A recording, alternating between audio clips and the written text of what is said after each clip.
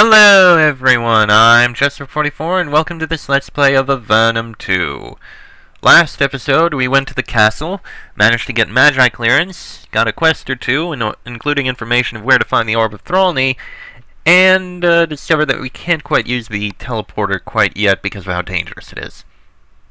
So let's continue exploring the Great Cave, see what we can find out here. Like, another passage down there. Strange.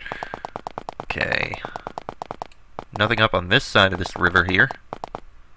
The water below this bridge reeks of rotten eggs. You see thick yellow sulfur deposits lying in its banks. The fumes rising from below make you lightheaded. Let's see. Patrick's Tower, 20 miles south. Plain of Death, 5 miles west. Blocks, 60 miles north. Plain of Death? These are the Plains of Death. It's a large section of this barren wasteland forever declared a resting place for those who have died to defend Avernum. You look around and immediately notice this place has grown a lot since the last time you were here. Oh, great. Oop, didn't mean to go up there. The obelisk is carved with a long list of the names of those laid to rest here. You notice that some of the grave markers here have Slithzerakai names on them. You look closely and realize that this graveyard, created for those who have fallen in the name of Avernum, has several slips in it. As good a reason for hope as any. Quite. Yeah, just more names. You meet a group of Avernum soldiers who have been given the honor of guarding this burial group. You talk with them for a while. They're a surprisingly cheery lot. Turns out that a wide variety of evil forces come here to try to steal bodies and make an undead army. It's a very popular goal among the forces of darkness. Fortunately, these guards are here to put a stop to any such shenanigans. Watching bodies is dull work, but it beats staging a last-chance defense against the armies of the Empire. Yes, I'm sure some would agree. You are in what is called the Waste. It's the southwest corner of the Great Cave, which is notable for its utter uselessness. It's just a huge sheet of flat, solid rock, totally bereft of useful plants or interesting features. Mushrooms don't grow here. You see, farther down the passage, some sort of melee going on. One group of humanoids is blasting another group with spells. You try to decide whether to get involved, but the decision is made for you. The group that is getting blasted flees, heading straight towards you. You see that they're Avernite soldiers being chased by several humanoids. Before you can get it out of the way, a battle is swirling around you. 7 ogres and 2 Rakshasa?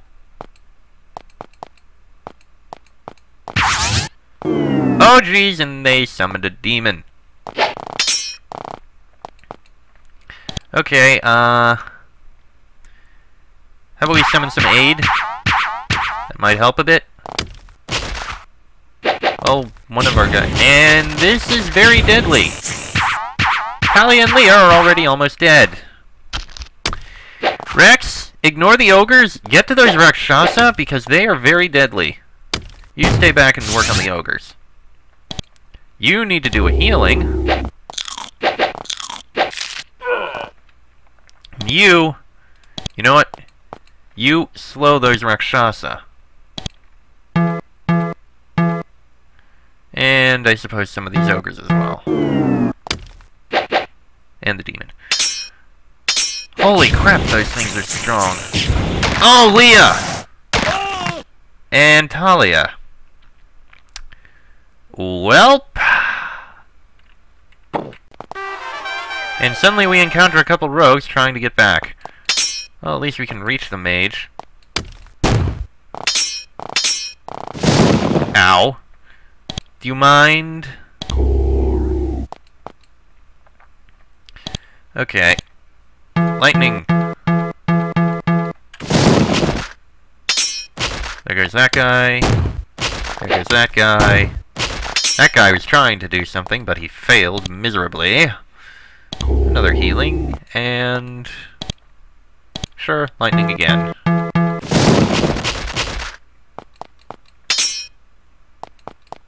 And we're gonna get a fair bit of loot out of this. Nicely enough. Mostly poor chainmail, but it's loot. And I do approve of loot. I thought there was an iron pike here or something. Could have sworn I saw an iron pike. Yes, I was wrong. Take the rest of these. There you go. Also, it was a fight on a bridge, because bridge. Yay. Right. Back to uncovering more of the map.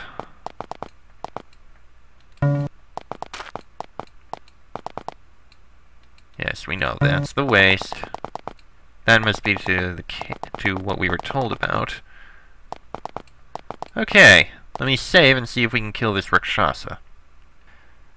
Alright, we'll start with Beast Ceremony, being about all we can cast here, and walk in, and battle. 7 ogres, 2 Rakshasa. Ow, ow, ow! Well, we got a bit of hasting, so there's that at least. And we can slow one of the Rakshasa.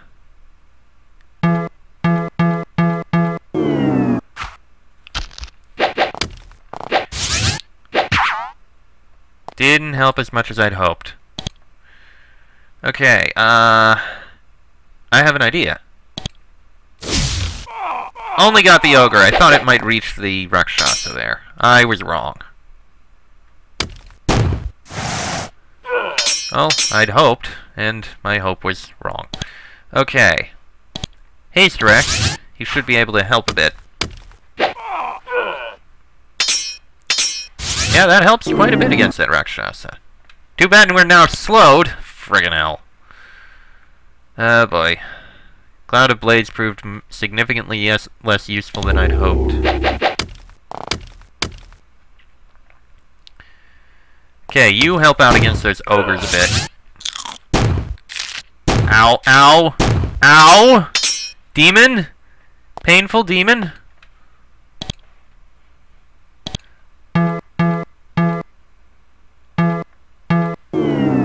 Yeah, slow again. Ow! And we're almost dead again. Well, this is terrible. We didn't save any of those guys either, which is even worse.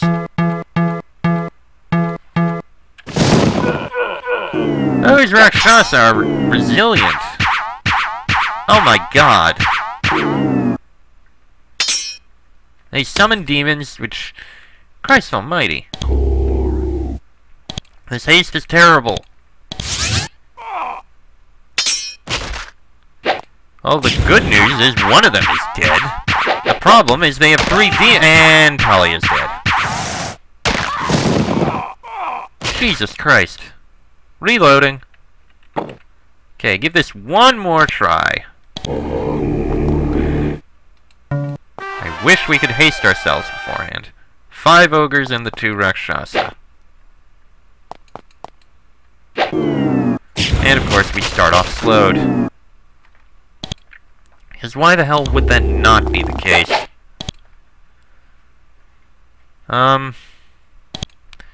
Haste yourself, Leah. Right. Haste to Rex. Can only do once? How are you so encumbered? No, really, how are you so encumbered? Right. Healing. Come on, do something about that guy. Leah! Talia! Oh dear. Okay, haste. Gary.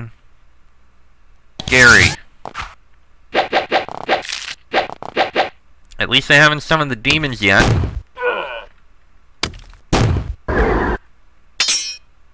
Okay, that Rakshasa says, ah, crap. Okay, let's reload again. Jesus, these things. One more try. And, at the very least, can you drink the haste potion? You can't. Can't do anything but Beast Ceremony while out here. Fantastic. 7 ogres, 2 Rakshasa. Of course, they're all the way in the back. And they already killed all those guys, because of course.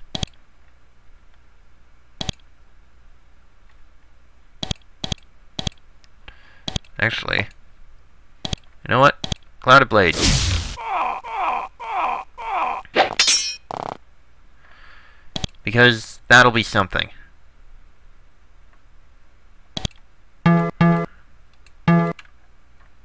Can you get a bit closer? Actually, yeah. You know what? Summon aid. Maybe that'll confuse them a bit.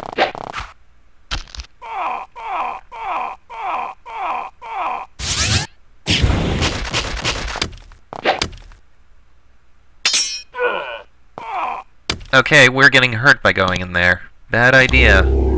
Flying blades in the air are not friendly. Message received. Gary should probably get out of there.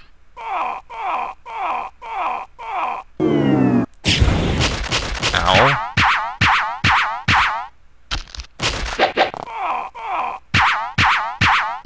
And of course that one Rakshasa escaped.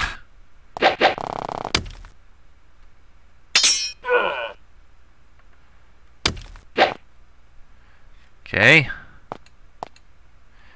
You need to provide healing for all of us, and you... I don't know. Would this do anything against those things? Wow, they are immune to the fire blast. I imagine a fireball would be useless against them.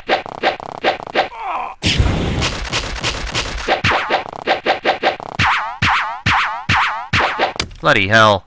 Mage, we would approve of some other help. Oh look, they got a demon out. Great. Just great.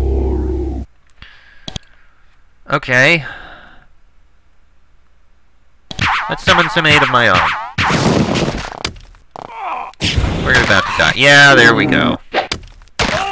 Okay. Fine, let's ignore these Rakshasa. Those things are beasts. Somehow Rex is the only one still alive. Right! Running! Okay, we'll just ignore back there. Patrick's Tower to the south. Oh, there's something else over here.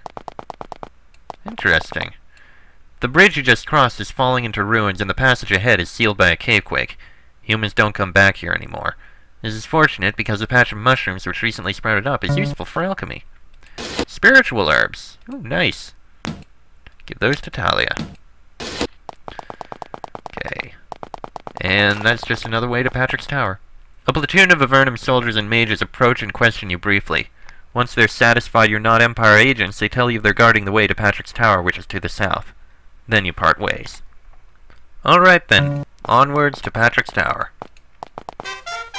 Quite a tower. Alright, let's take a look around it first, as I do.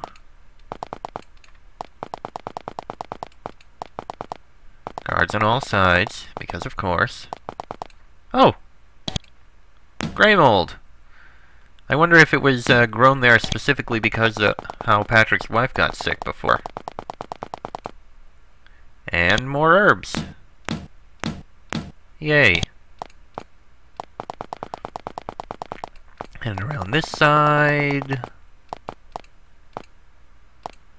And back to the front gate. Okay, in we go. Oh, they really rearranged this. Yeah, I actually noticed that. Some buildings are still the same way they always were, while others are completely rearranged. Patrick's Tower, for example, has been rearranged. The castle was rearranged. The Tower of Magi stayed the same. Okay, let's see what this place is. There are several comfortable, unused beds in this room. Ah, it's a place to rest. Appreciate the offer, but we don't need to. Pick the lock. What's in here? Nothing, and pants and a robe. Completely pointless. You feel a brief chill as you pass through a thin, invisible magical barrier. One of the guards says, "You were just checked. You have Magi clearance, so you can enter." Conference hall, Magi clearance only. This is the solemn, beautiful conference room of Patrick's Tower. It has recently been redone in the Venati style, although the tiles and such do not appear to be of Venati make. The glow crystal doesn't actually glow, for example. Ah, Patrick. You meet a very old, very famous man. He is Patrick the Archmage, master of this tower. When you approach, he turns and nods at you. He simply says, "I am Patrick. Welcome to my home." Are we interrupting you? No. Considering your recent experiences, your presence is welcome. I was just pondering our brothers below. Our brothers below? The Venati, the alien brothers you yourselves introduced us to. I think about our relations with them and our experiments. Ah yes, the Venati are a complicated people. Life in these caves is such a fragile thing. Nothing should be able to live down here, but we manage because of magic. It is our magic that created the glowing fungus that gives us light and thus life. But I have spoken with this Rentar Irno, and I am worried. What did Rentar Irno have to say? She is the greatest mage of the Venati. We projected our minds so that our thoughts could meet. She told me of the deadly magic that she would gladly release to protect her people. What, I ask you, will happen when we compete with them for limited space and resources? Remember, she knows how to create quickfire. Perhaps Rentar Irno might teach me how to create quickfire? It is doubtful, but if you needed quickfire, she is the one you should talk to.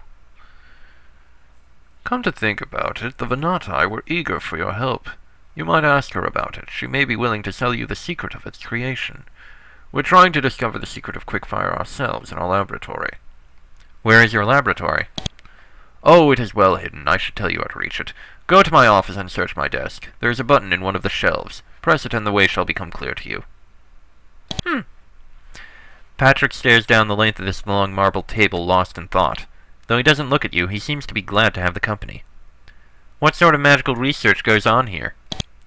Anything which protects us from the Empire. Anything which helps prolong the lives of Avernites.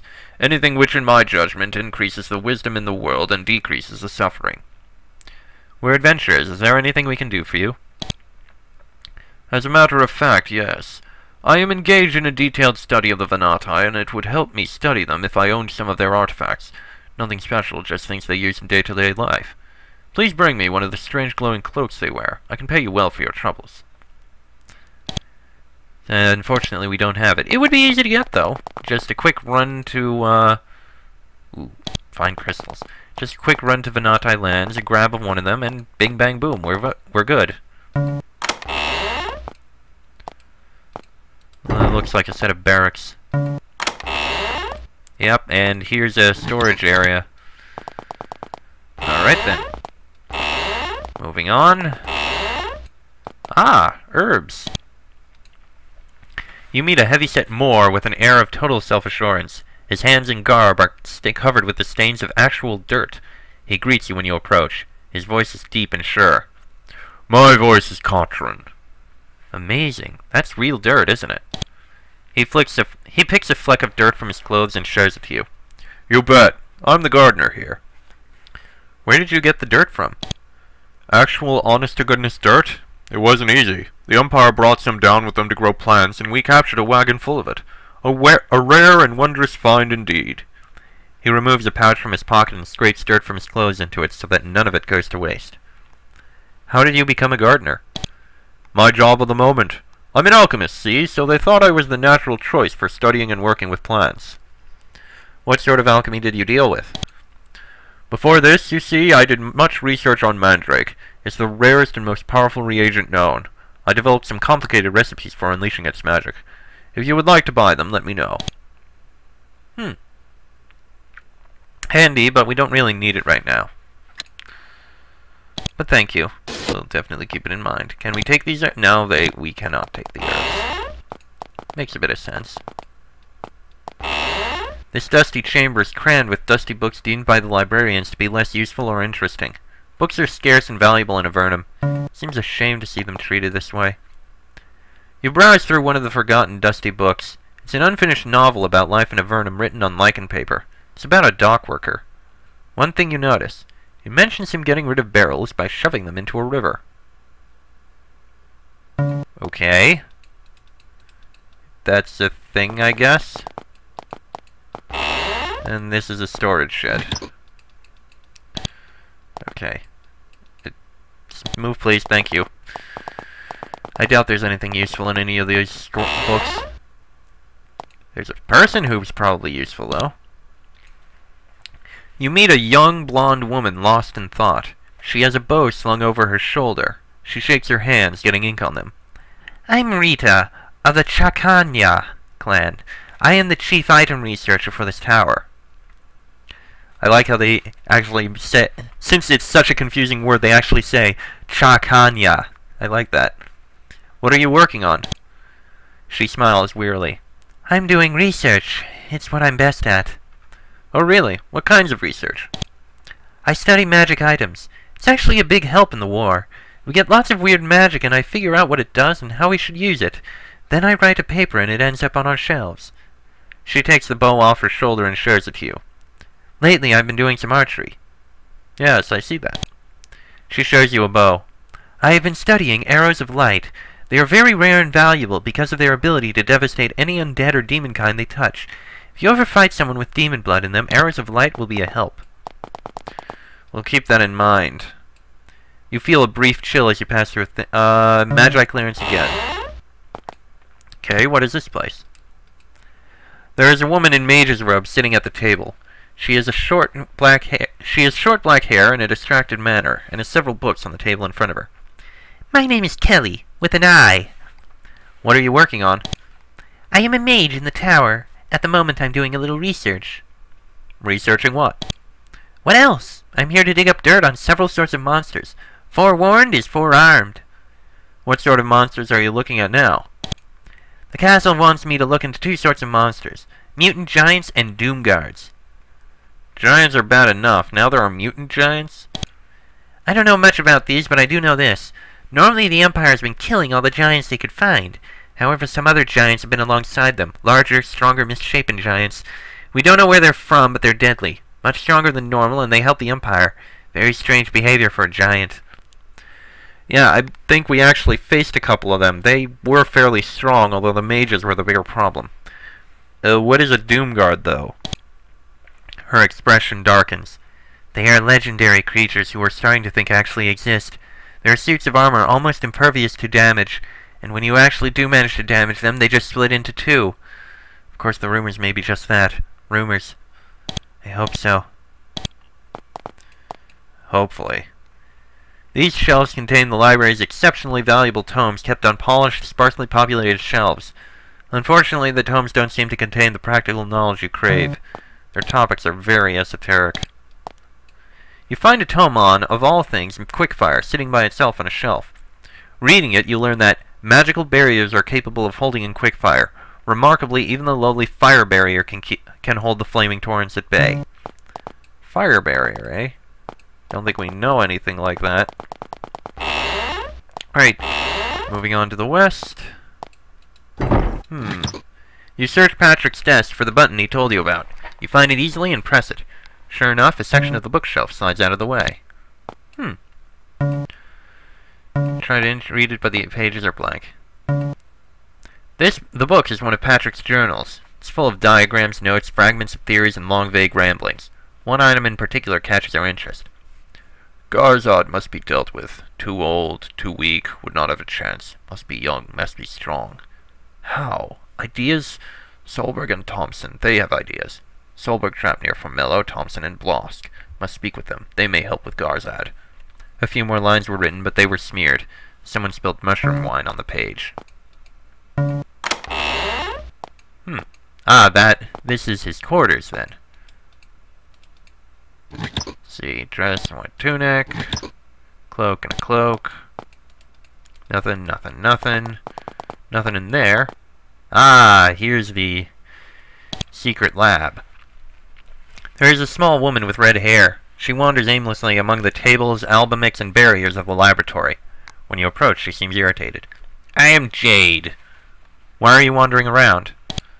I was, before you interrupted me, performing my concentration exercises. My apologies. Why are you practicing your concentration? She points at the magical circle in the corner where a demon lurks. I am struggling to maintain my concentration in the presence of an infernal force. It is not easy. Why?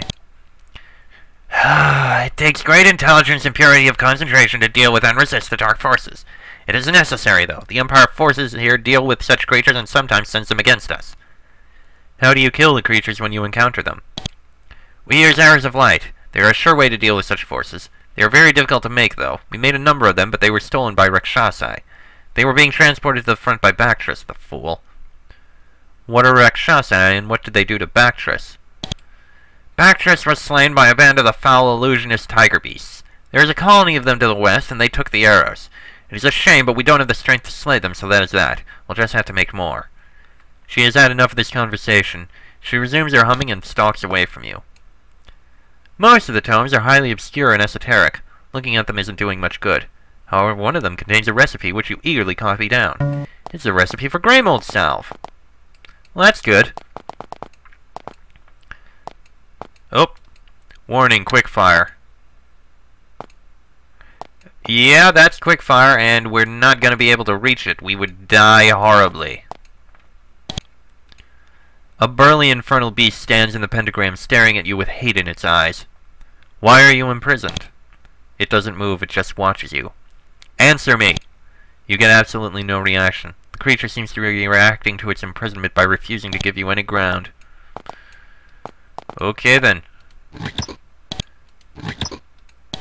Yeah, we're not going to get anything out of that. Okay. And in here...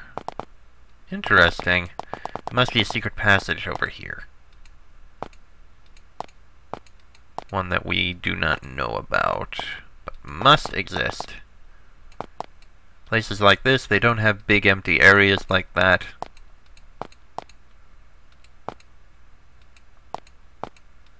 Come on. There must be a way in. Really? Maybe the way in is down over here? No, there isn't. Huh. Strange. This is the last area. Lithgow of Silver, Magical Attache. Attache. I don't know. You meet a pale, friendly woman. She sits behind a desk, which is covered with not with papers, but with herbs and toadstools, bowls and powders. She graces you with a broad smile when you approach. I'm Jules. Welcome. What are your responsibilities?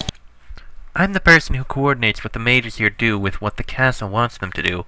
But that's not what I'm worrying about now. I'm worrying about a potion. What kind of potion? I can't tell you what it is for, but I can tell you I'm short on ingredients. But I see you're adventurers. I can reward you well if you can obtain a certain substances for me. Would you be willing to get any substances you might need? Ah, you'll help? Wonderful. The first thing I need is a Borgia's toadstool. They're very rare. They only exist in the lower caves. Very low caves. Perhaps some grow in Venati lands. It's worth a look. Sure thing. Jules happily gives you her full attention. As you speak with her, you start to think that her long hair looks blue. It's probably a trick of the light. What are the books to the south for? She smiles mischievously. Those books contain powerful knowledge, and who in my position would not want to keep it private? I wouldn't share it with anyone who didn't help me. Message received. You seem unusually cheery. What exactly would be the point in being otherwise? Okay, fine. Oh, hello there. You're someone else. You meet an aging woman. Despite her increasing years, her waist-length black hair doesn't show the slightest sign of gray. As she walks, she embroiders. She curtsies. I am Hathwisa, lady of this tower. What do you do here in the tower? A curious question. I assist my husband, Patrick. How is Patrick? Ah, the poor dear works himself too hard, but not as hard as he did before my illness. Illness? What happened? She continues making stitches as she speaks. A deadly fever afflicted me a few years ago. I would have died but for a band of adventurers. They brought grey mold salve and healed me. What is grey mold salve? Remarkable stuff. I hear the recipe for it is on a shelf around here somewhere. It can heal practically any disease. She brushes her hair out of her face and looks at you solemnly. I owe my life to it. May I ask with what? She shows you that what she is embroidering onto the cloth. It's a magical rune of awe-inspiring complexity, unerringly formed with gold thread. She shows it to you without comment, but her pride in her work is clear from her expression. Hathwisa walks and thinks, her delicate fingers carrying out intricate operations on the fabric in her hands. She is very calm and quiet and bears herself with unmistakable poise. Is there anything you can tell us about the tower? Normally I would not say this, but you have shown yourselves to be exceptional people. The castle has hidden an artifact of unusual power under this tower. I suspect that it would be very useful to you. If you were interested in obtaining it, the castle would be the right place to start. Don't ask Patrick about it, though. He doesn't have any control over this item, and it vexes him. What can you tell us about the item? Nothing. Nothing at all. I am stretching the rules merely by telling you that there is something to be found.